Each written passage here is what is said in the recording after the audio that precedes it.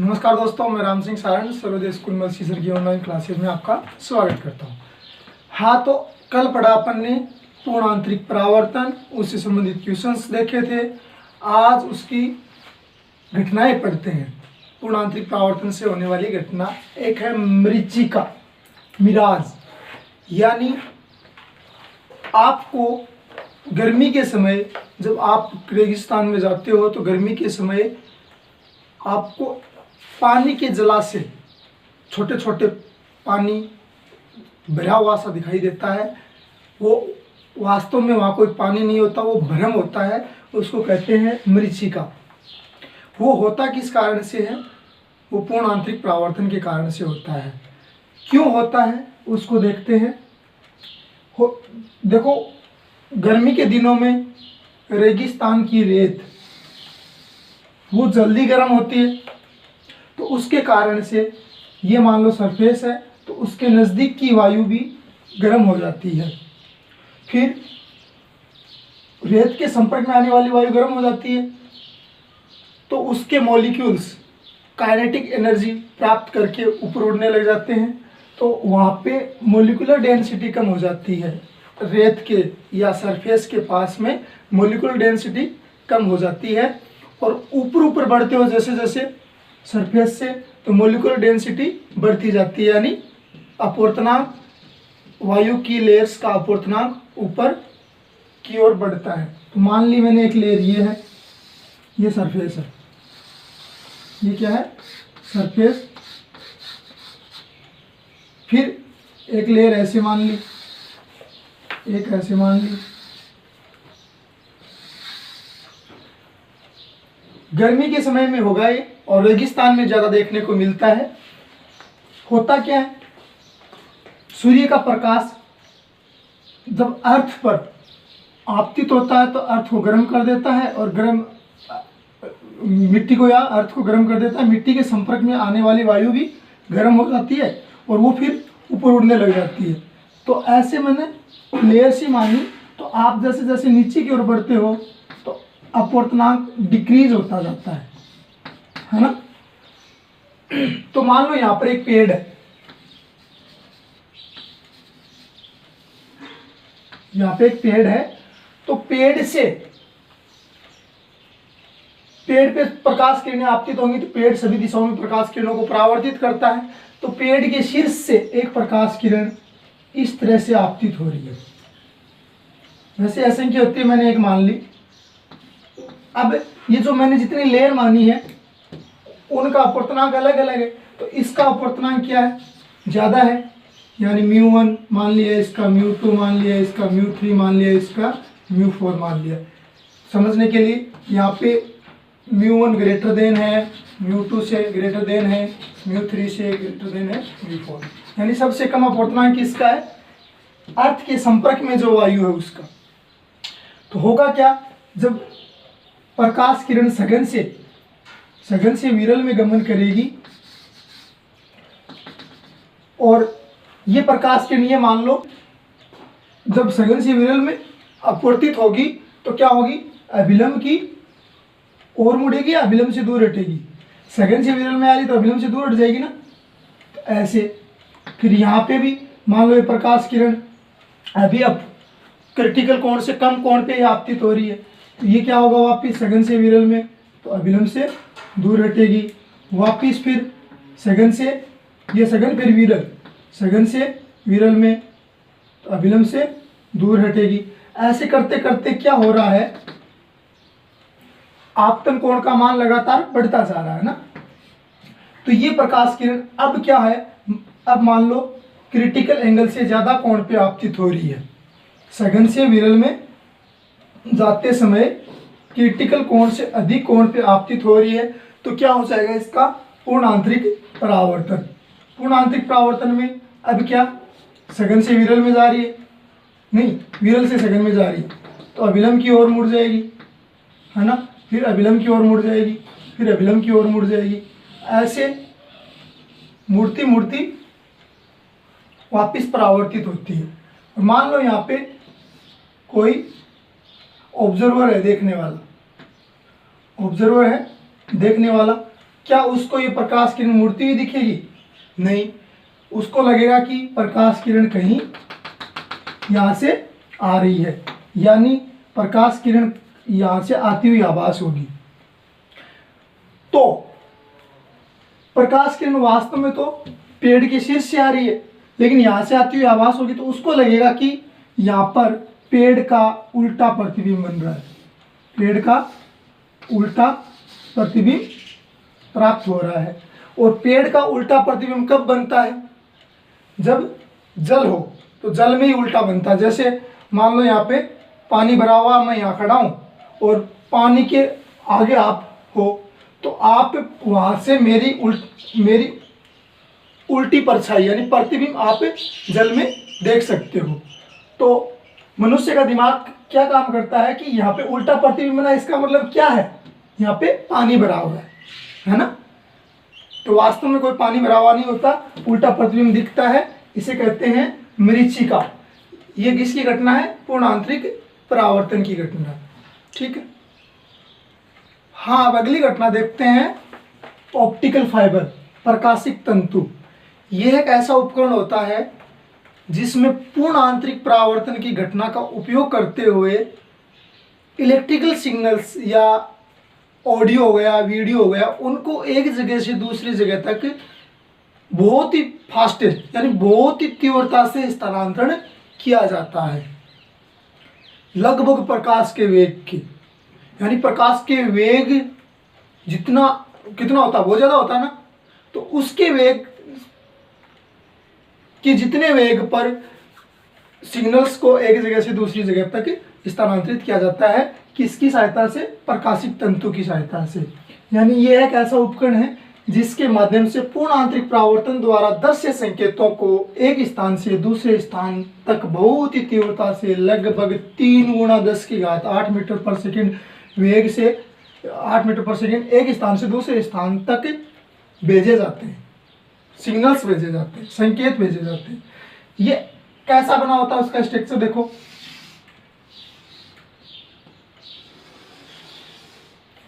बहुत ही पतला होता है, बारीक। ये मोटा बना रहा हूं, बहुत ही पतला होता है, बाल से थोड़ा सा मोटा होता है। ये मानो इसमें 2 पट्ट होते हैं, एक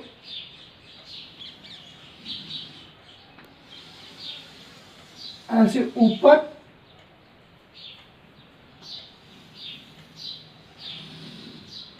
ये कहलाता है अधिपट, क्लेडिंग इसको कहते हैं,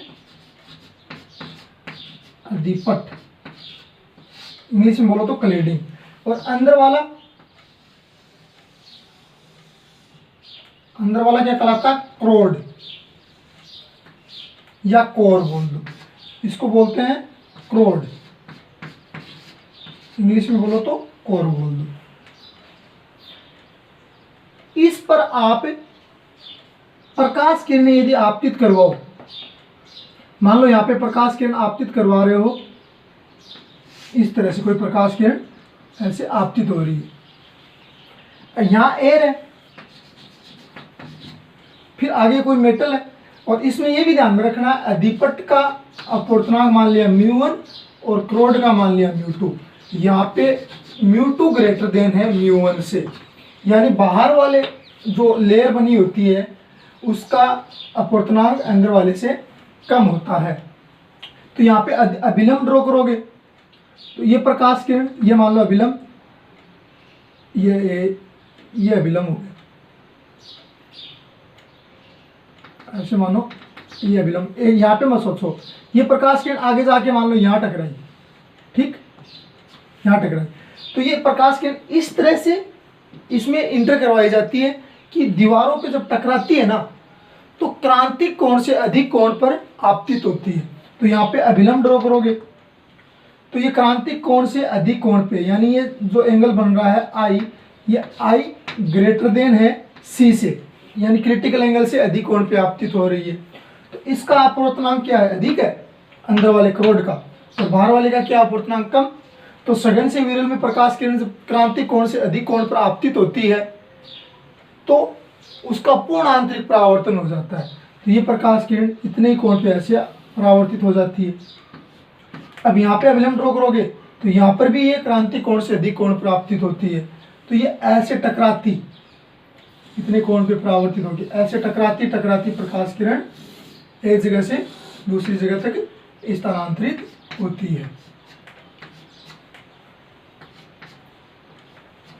और इसमें यहाँ पे मान लो आपने 100%, यानी यहाँ से जो जितना प्रकाश आपने आपतित करवाया उतना का उतना प्रकाश यहाँ पे प्राप्त हो जाता है, यानी 100% तक प्रकाश यहाँ तक पहुंच जाता है।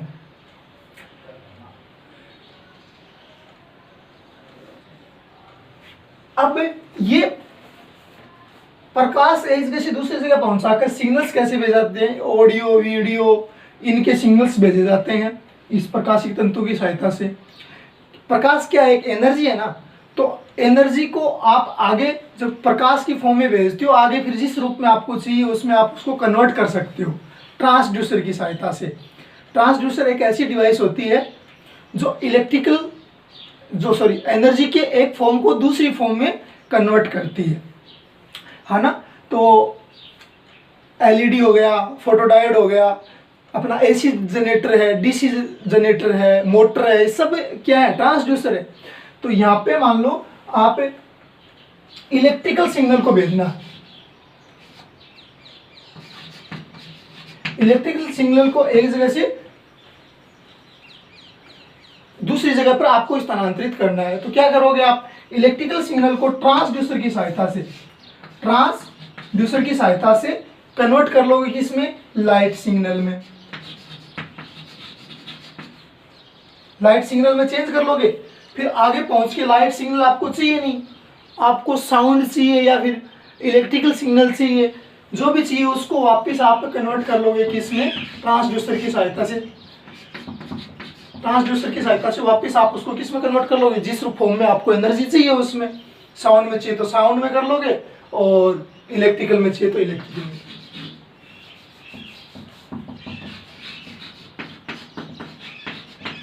है ना।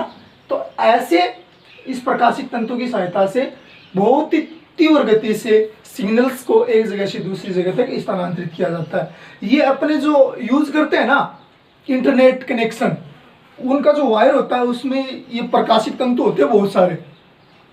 तो अपन डिश से ज़्यादा क्वालिटी की यदि अपन वीडियो वगैरह देखना चाहें तो कनेक्शन में ज़्यादा होता है। क्यों? क्योंकि उसमें आपको बहुत ही अधिक इंटरनेट प्राप्त होता है, यानी वीक सिग्नल प्राप्त नहीं होते, उसमें केबल में ये प्रकाशिक तंतु का उपयोग किया जाता है। ठीक है, ये भी पूर्ण आंतरिक परावर्तन के सिद्धांत पे कार्य करता है। ठीक, हाँ, अब अपन पढ़ते हैं प्रिज्म। प्रिज्म एक ऐसी प्रकाशिक युक्ति है जिसमें प्रिज्म के प्रत्येक बिंदु का अपवर्तनांक समान रहता है, यानी ऐसा नहीं कि प्रिज्म के कहीं किसी कोने में अपवर्तनांक कुछ है, बीच में अपवर्तनांक कुछ है, किसी सतह पर अपवर्तनांक कुछ है, ऐसा कुछ नहीं है। तो उसको कहते हैं प्रिज्म। और प्रिज्म की आकृति में 3 आयताकार फलक होते हैं, 2 त्रिभुजाकार फलक होते हैं, टोटल 5 फलक होते हैं। आयताकार फलक में आप ये आकृति समझने की कोशिश करो।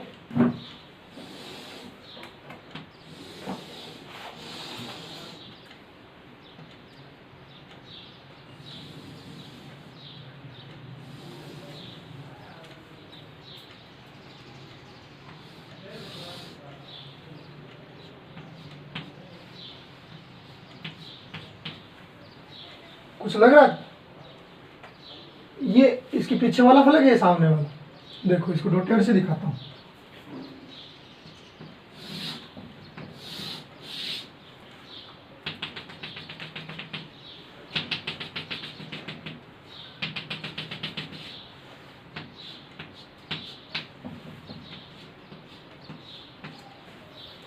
लग रहा ना, ये पीछे वाला फलक, ये सामने वाला। तो इसमें ये होता है, इसको यहां से उठाओ। ये क्या होता है? आधार। ये वाला होता है आधार, यानी बेस।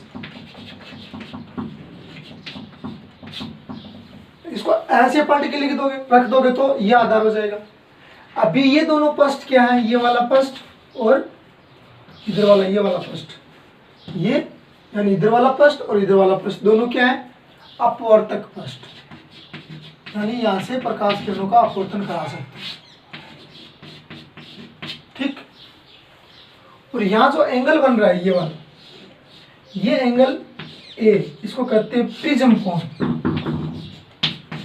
प्रिज्म कोण।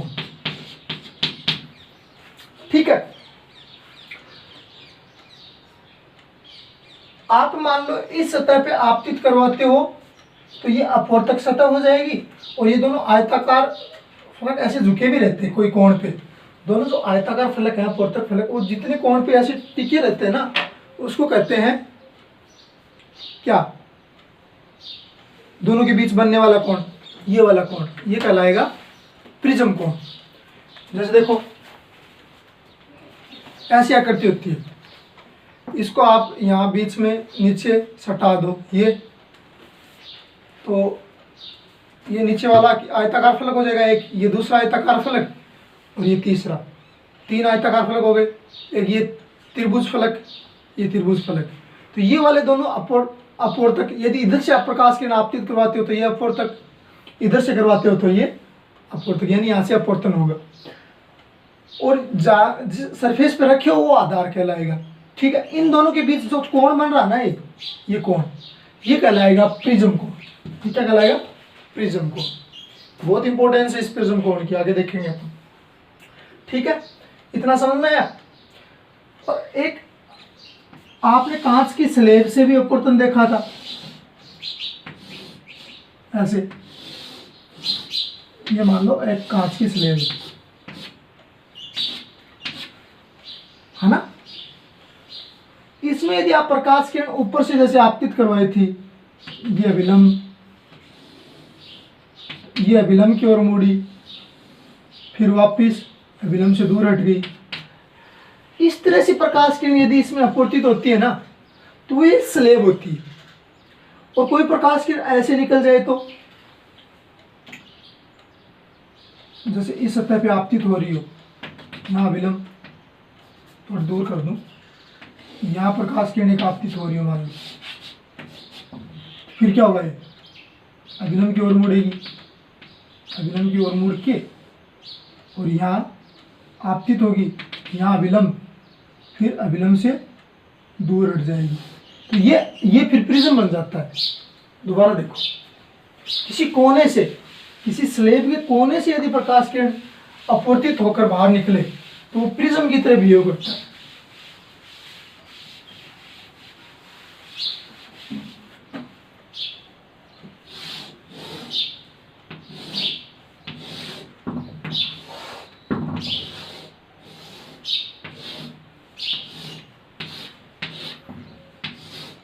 प्रकाश किरण ऐसे आपतित हुई, फिर अभिलंब की ओर मुड़ी, फिर अभिलंब से दूर हटी, तो स्लेब है। और कोई कोने से निकले, जैसे कोई प्रकाश किरण यहाँ आपतित हो रही है, ठीक, यहाँ ये अभिलंब हो गया, तो क्या होगा, अभिलंब की ओर मुड़ेगी ना, तो अभिलंब की ओर मुड़ गई, अभिलंब की ओर मुड़ गई, ऐसे अभिलंब की ओर मुड़ के और इधर कोने से निकल जाए, फिर क्या होगा, अभिलंब से दूर हटेगी, ये वाला कोण बनेगा ना, ये कोण फिर प्रिज्म कोण कहलाएगा। ये 90 डिग्री हो जाता है। फिर समझने की कोशिश करो। जैसे कोई प्रकाश किरण, ये कांच की स्लेब है, कोई प्रकाश किरण ऐसे आपतित हो रही है ना, फिर ऐसे आपतित अभिलंब की ओर मुड़ के फिर ऐसे निकल जाए तो स्लेब है। और कोई प्रकाश किरण ऐसे आपतित हो रही है, ठीक है, और फिर ऐसे आपतित होगी तो ये अभिलंब, और फिर अभिलंब की ओर मुड़ेगी, फिर यहाँ से निकल जाए ऐसे, तो ये वाला कोण क्या हो जाएगा, फिर प्रिज्म कोण हो जाएगा। 90 डिग्री होता है उसका मान, पता ही आपको, ठीक। और अब अपन प्रिज्म को वैसे नहीं बनाएंगे, 3D बनाने की कोशिश नहीं करेंगे। प्रिज्म को कैसे बनाएंगे, वो देखो, प्रिज्म को सिर्फ ऐसे बनाएंगे, ठीक है। और ये अपवर्तक सतह और ये अपवर्तक सतह, ये आधार और ये प्रिज्म कोण ए, इसको ए से डिनोट करते हैं। ये स्पष्ट पे अभिलंब हुआ। कोई प्रकाश किरण इस तरह से आपतित हो रही है, जब विरल से सघन में जाएगी, बाहर एयर है, एयर से इसमें ग्लास में, ग्लास का कांच का बना, इसमें जाएगी तो क्या होगा, अभिलंब की ओर मुड़ जाएगी, है ना। फिर यहाँ पर भी अपवर्तन का नियम लगाओगे तो सघन से विरल में जाएगी तो अभिलंब से दूर हट जाएगी। इस स्थिति में ये क्या है, प्रिज्म कोण, और कोई प्रकाश किरण ऐसे आपतित होके और ये अभिलंब और मुड़ के ऐसे आपतित होकर और ये अभिलंब से दूर हट के ऐसे यदि निकलती है तो ये फिर प्रिज्म कोण हो जाएगा। ये डिपेंड करता है कि किस तरह से प्रकाश किरण आपतित हो रही है। यानी इधर से प्रकाश किरण इधर निकल रही है तो ये प्रिज्म कोण, और इधर से इधर निकल रही है तो ये प्रिज्म कोण, और यहाँ से निकलती तो ये प्रिज्म कोण हो जाता है। ये 60 डिग्री दिया मान लो, ये 30 डिग्री दिया, इस स्थिति में ये प्रिज्म कोण, इस स्थिति में ये प्रिज्म कोण। तो ऐसे थोड़ी थोड़ी ये बातें हैं इनकी ध्यान में रखनी है अपने को, ठीक। अब अपन देखते हैं प्रिज्म से जो प्रकाश किरण अपवर्तित होती है उसका विचलन कितना होता है, यानी कितने कोण पे वो डेविएट हो जाती है। डेविएशन एंगल देखते हैं। ये मान लो एक प्रिज्म है, अब बताया प्रिज्म को ऐसे ही बनाएंगे, ठीक है। ये क्या है, कोण, प्रिज्म कोण ए। अब कोई प्रकाश किरण इस सतह पे आपतित हो रही है तो ये हो गई अपवर्तक सतह। यहाँ अभिलंब बनेगा तो इस सरफेस के परपेंडिकुलर बनेगा ना, ये हो गया अभिलंब, ठीक। अब ये विरल से इधर की वायु है और इधर सघन माध्यम है, प्रिज्म है, तो ग्लास की बनी है, किसी प्रकार के ग्लास की बनी है तो उस वायु के कंपेरेटिव तो सघन माध्यम होगा ना। कोई पारदर्शी माध्यम है उसका तो अपवर्तनांक ज्यादा ही रहेगा वायु से। तो क्या होगा, जब ये विरल से सघन में आएगी तो अभिलंब की ओर मुड़ जाएगी। ये प्रकाश किरण ऐसे आपतित होती है इस तरह से। अब यहाँ पे अभिलंब ड्रॉ करोगे, ये अभिलंब हो जाएगा। अब ये प्रकाश किरण सघन से विरल में जाएगी तो अभिलंब से दूर हट जाएगी। देखो इसकी शेप इस तरह से है, दोनों स्थितियों में अभिलंब से नहीं, यहाँ अभिलंब से दूर हट रही है, यानी प्रकाश किरण ऐसे जा रही है। अच्छा, क्या बात कर रहे थे, आपतित प्रकाश किरण ये है, यहाँ इस पॉइंट पे अपवर्तन हुआ, ये अपवर्तित प्रकाश किरण हो गई, और यहाँ पे फिर ये इस बिंदु पर यहाँ की आपतित प्रकाश किरण, और ये फिर अपवर्तित, या इसको बोलते हैं निर्गत प्रकाश किरण, और इसको आपतित प्रकाश किरण। तो ये वाला एंगल होता है ना, ये कौन सा कोण होता है, कोण आई, आपतन कोण। और यहाँ पे ये क्या हो जाएगा, अपवर्तन कोण, तो R1 नाम दे दूं। यहाँ पे ये वैसे है तो आपतन कोण, लेकिन मैं इसका नाम दे रहा हूं R2। ये R2 है आपतन कोण ही, और इसको नाम दे दिया मैंने निर्गत कोण E। तो डेविएशन कितना हुआ, विचलन कितना हुआ, कितने कोण पे प्रकाश किरण विचलित हो गई, वो देखो। होता क्या, ये प्रकाश किरण, ये प्रिज्म नहीं होती तो ऐसे जाती ना, तो कितना विचलन हुआ, तो इस निर्गत किरण को आप पीछे बढ़ाओगे तो यहां जो एंगल बन रहा है ना, ये हो जाएगा विचलन कोण, जिसको नाम मैंने दे दिया डेल। अब अपने को ये निकालना है डेल। अब ये बताओ, ये अभिलंब है, नॉर्मल फर्स्ट, ये नॉर्मल सेकंड। नॉर्मल तो नॉर्मल होता है, फर्स्ट पर यानी अभिलंबित होता है। तो ये इसको आगे बढ़ाओगे तो यहाँ पे ये कोण बन रहा है, और ये इधर ये पूरा कोण, यानी ये वाला ए यहाँ से लेकर यहाँ तक का कोण दोनों बराबर है ना, ये शीर्षाभिमुख कोण है। ये इधर ये कोण और इधर ये कोण, ये दोनों बराबर है, तो कोण आई बराबर, ये पूरा क्या है, R1 नहीं बता रहा हूँ, पूरा I1 के बराबर है। तो ये बचा हुआ कोण ये कितना हो जाएगा, ये वाला कोण हो जाएगा I माइनस R1, ठीक। ये I माइनस R1 कैसे हो, समझ में आ गया ना। तो ये कोण और ये कोण क्या है, शीर्षा में वो कोण है, ये आई है तो ये पूरा आई होगा, और इसमें से R1 आपके पास है तो ये ऊपर बचा बचा कोण क्या हो जाएगा, I माइनस R1। ऐसे ही ये कोण E है पूरा, और ये फिर क्या होगा, पूरा E होगा ना, ये वाला, ये बचा हुआ क्या हो जाएगा, E माइनस R2, क्या हो जाएगा, E माइनस R2। मैं इसको अब इस त्रिभुज को बाहर निकालता हूँ, देखो आकृति बनाऊंगा तो पता चल जाएगा कौन सी त्रिभुज, ये यहाँ पे एंगल दिया डेल, और यहाँ पे देखो I माइनस R1, और यहाँ पे E माइनस R2। अब ये डेल किसके बराबर होगा, हाँ ये बाह्य बहिष कोण है, ये आंतरिक कोणों के बराबर होगा, सामने वाले आंतरिक कोण होंगे। किसी त्रिभुज का ये बहिष कोण बनता है ना, ये इसको ऐसे समांतर बढ़ाओगे तो ये किसके बराबर होता है, त्रिभुज के सामने वाले आंतरिक कोणों के बराबर होता है। डेल बराबर हो जाएगा I minus R1 plus E minus R2। इसको एक जगह रखोगे तो यहाँ पे आ गया समझ, I प्लस E, और यहाँ पे माइनस कॉमन ले लिया तो R1 प्लस R2, ये समझ आ गया डेल का एक। ठीक, अब इसी प्रकार इसको आगे बढ़ाया तो यहाँ एक कोण बन गया, ये भाषा इंक्लूड कर लेना आप, तरीका लगा लेना अपना, मैं इसको बाहर निकालता हूँ। ये कोण क्या है, ए है ना, ये अभिलंब हुआ और इधर ये अभिलंब हुआ, तो ये बना ये कोण, और यहाँ अभिलंब है तो ये कितना होगा, 90 होगा ना, और ये भी क्या होगा 90, और ये एंगल कितना होगा। अब ये बताओ, ये R1 है और ये R2 है, तो ये त्रिभुज बन रही है ना एक, ये वाले त्रिभुज, तो ये R1 प्लस R2, तो ये कोण कितना हो जाएगा, 180 minus R1 plus R2, 180 minus R1 plus R2, तो ये कोण कितना हो गया, 180 माइनस R1 प्लस R2, और ये 90 है, ये भी 90 है। क्यों है, क्योंकि अभिलंब ही तो है ये, जो इस अपवर्तक सतह पे क्या होती है, 90 डिग्री का कोण बनाएंगे।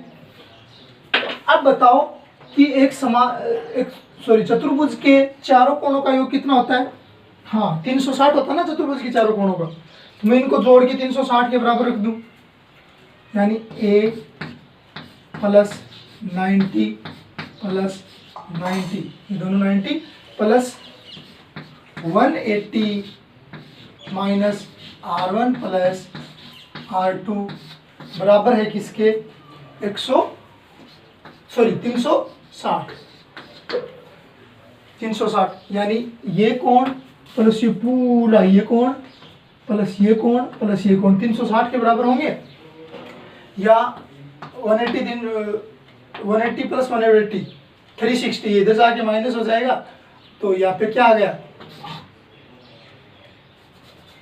A minus R1 plus R2 बराबर क्या आ गया, 0, है ना। तो अब इसको इधर ले जाओगे तो R1 प्लस R2 का मान किसके बराबर है, A के बराबर है। तो ये समीकरण नंबर मानो आपने दी थी 1, और ये समीकरण नंबर हो गई 2। तो एक तो संबंध यह है, R1 प्लस R2 किसके बराबर होता है, 1 के, और एक ये संबंध है। इससे एक संबंध और बना सकते हो, A का मान यहाँ पे रख सकते हो, तो डेल बराबर क्या जाएगा, समीकरण 2 से R1 प्लस R2 का मान रखोगे क्या जाएगा, I plus E minus A, R1 plus R2 इसे क्या रख दोगे, ये माइनस A, कितना हो गया, I plus E minus A, ये इंपॉर्टेंट संबंध है। यानी आपतन कोण और निर्गत कोण आपके पास आ जाए, आप निकाल लो, उसमें से प्रिज्म कोण घटा दो तो क्या आ जाएगा, विचलन कोण आ जाएगा। इसमें देखो आप यदि इधर से आपतित करवा रहे हो तो ये आपतन कोण है, और यदि इधर से आपतित करवाते हो तो ये ई वाला ही क्या हो जाता है, फिर आपतन कोण हो जाता है। कई जगह I1 प्लस I2 यानी I1 प्लस I2 भी लिखा हुआ मिल जाता है, बात भी ठीक है।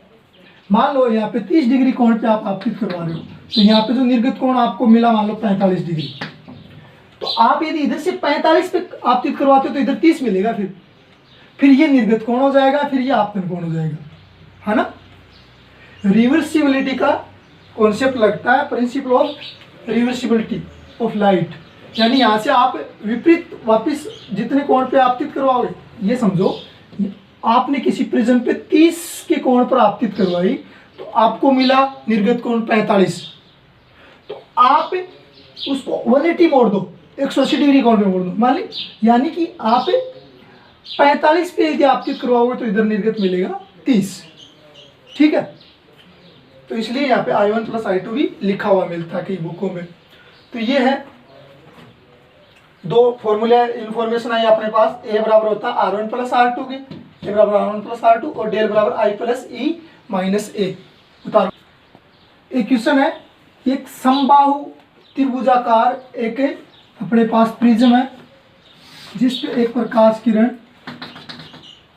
अभिलंब के साथ 60 डिग्री कोण बनाती हुई, यानी आपतन कोण 60 डिग्री है पर आपतित हो रही है, और इसका अपवर्तनांक दे दिया आपको √3, और पूछ लिया आपको E यानी निर्गत कोण, एमर्जेंट एंगल और डेविएशन एंगल यानी कि विचलन कोण।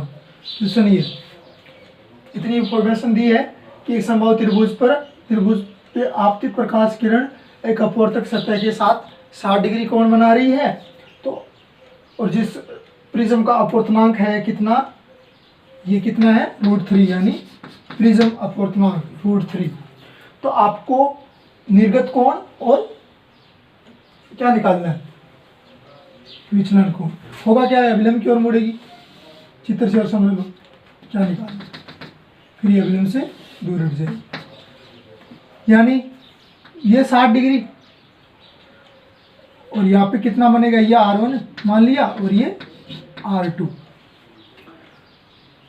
तो ये निकालना एक तो E, ये निर्गत कोण, इसको इधर बढ़ाओगे तो ये बनेगा विचलन कोण, ये दोनों निकाल लो। बात समझ में आई। तो देखो क्या किया जाए, तो स्नेल्स लॉ लगाओ, दोनों सरफेस पे अलग अलग करके स्नेल्स लॉ लगाओ। इस सतह पे लगाओ पहले, फर्स्ट सरफेस पे, फर्स्ट पे स्नेल लॉ,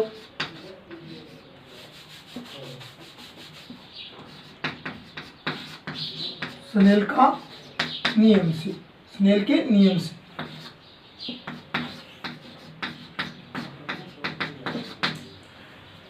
फर्स्ट ये मान लिया और ये सेकंड है। इस पे स्नेल का नियम लगाओगे तो क्या होगा, ये कहीं क्वेश्चन में नहीं तो समझ ला एयर है, साइड में क्या है, एयर है, सब दिशाओं में, सभी चारों ओर, यानी प्रिज्म हवा में रखी हुई है, ये समझ लो। तो स्नेल का नियम कैसे लगता है, इसका अपवर्तनांक गुणा साइन ये कोण, और इसका अपवर्तनांक गुणा साइन ये कोण, ऐसे तो लगता है। तो म्यू एयर इंटू साइन कितना बन रहा है 60, बराबर होगा किसके, अपवर्तनांक किसका, प्रिज्म का, इंटू साइन ये वाला अपवर्तन कोण, यहाँ पे अपवर्तन कोण R1 है ना, तो R1 वैल्यू पुट करो। ए का कितना होता है, 1 होता है, पता ही है। साइन 60 का मान क्या होता है, √3/2, और ये कितना होता है √3, दे रखा होता है into sine R1।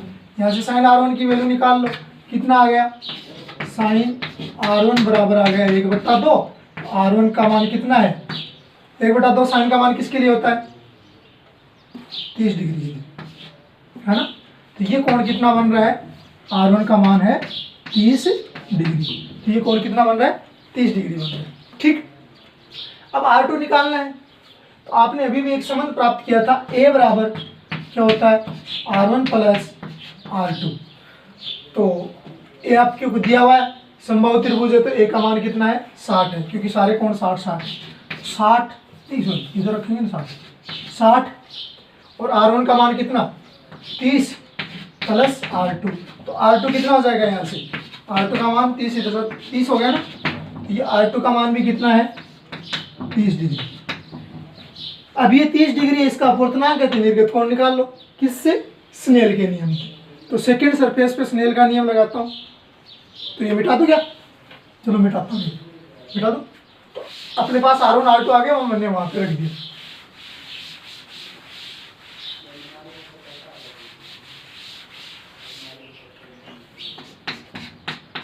Second surface पे स्नेल के नियम से क्या होगा, कैसे लगेगा, इसका अपूर्णांक गुणा साइन में ये कोण और इसका अपूर्णांक गुणा साइन में ये कोण, दोनों बराबर होंगे, यानी साइन म्यू पी, यानी प्रिज्म का अपूर्णांक गुणा साइन R2 बराबर होगा एयर का अपूर्णांक गुणा साइन ई,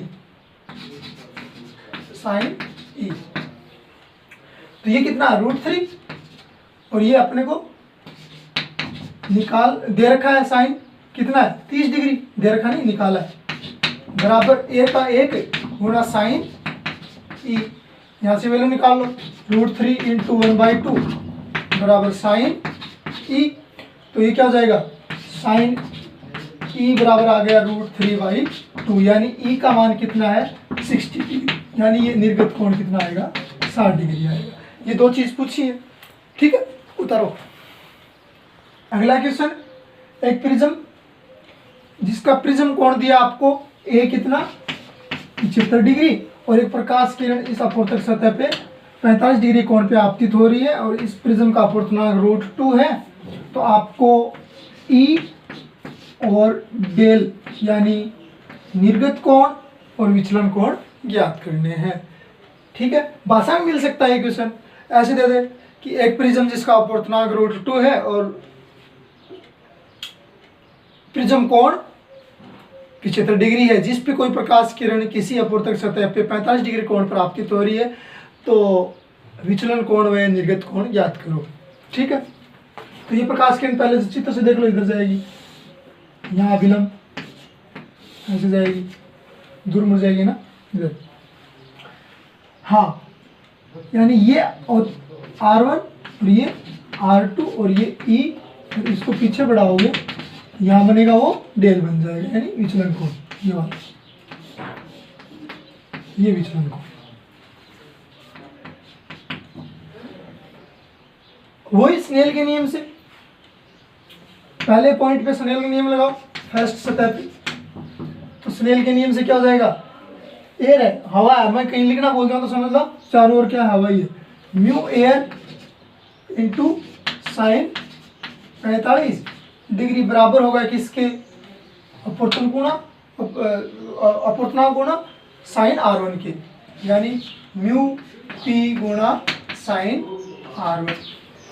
तो म्यू एयर का अपूर्णांक 1 होता है और ये हो गया 1/√2 और प्रिज्म का अपूर्णांक दे रहा है आपको √2 साइन R1।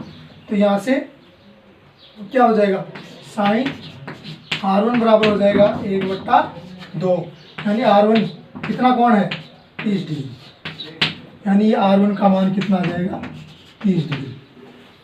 अब ये निकालना है, तो ये आपको एक संबंध पता है कि A बराबर होता है R1 प्लस R2, तो ये आपको पता ही है, तो यहाँ से R2 निकालोगे तो क्या हो जाएगा, ये इधर जाएगा,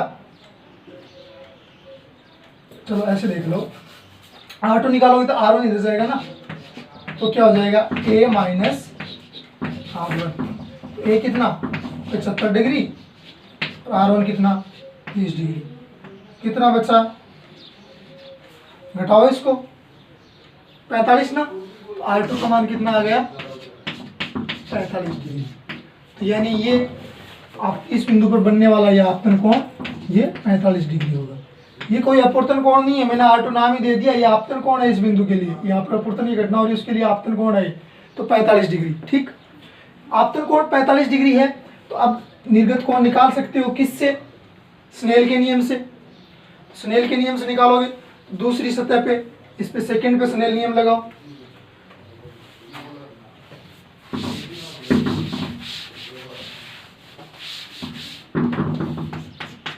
सेकंड पे स्नेल नियम से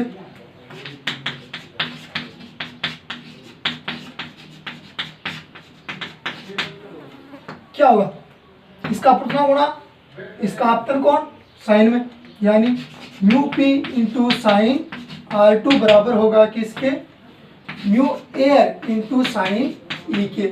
और ये कितना √2, और ये अभी अभी आपने निकाला तो 45 डिग्री में डायरेक्ट लिखता हूँ, कितना होगा मान 1/√2 होगा, और म्यू एयर का मान 1 गुणा साइन ई। अब साइन ई का मान कितना आ गया, यानी ई कितना होगा 90 डिग्री। हाँ, यानी ये निर्गत कोण 90 डिग्री बनेगा, और तो 90 डिग्री बना तो ऐसे निकलेगी ना ना ना ना, 90 डिग्री बनेगा तो 90 डिग्री तो ये अभिलंब बना रहा है, तो ये ऐसे निकल जाएगी, ऐसे निकल जाएगी, दोनों माध्यमों को पृथक करने वाले पृष्ठ के समांतर निकल जाएगी।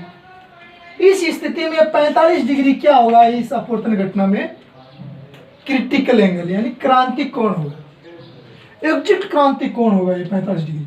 निकाल के देख लो से, क्रांतिक कोण के लिए आप एक समझ जानते हो, साइन सी बराबर 1/म्यू, जो सेकंड माध्यम उसका म्यू पी लिख दूं, तो 1/ इसका अपवर्तनांक कितना √2, तो साइन सी, यानी ऐसा कौन सा कोण है जिसका मान साइन में 1/√2 आता है, वो 45 डिग्री है, तो सी का मान कितना आ जाएगा 45 डिग्री, यानी ये एग्जिट क्रांतिक कोण पे यहाँ पर आपतित हुई है, तो ये प्रकाश के ऐसे। ठीक है, ये सवाल। अगला देखते, ये क्वेश्चन है जिसमें प्रिज्म कोण 120 डिग्री है और ये दो 30-30, और इस पर कोई कोण आपतन कोण जिसका मान 60 डिग्री है, उस पर आपतित हो रही है, तो आपको एमर्जेंट एंगल यानी निर्गत कोण ज्ञात करना है।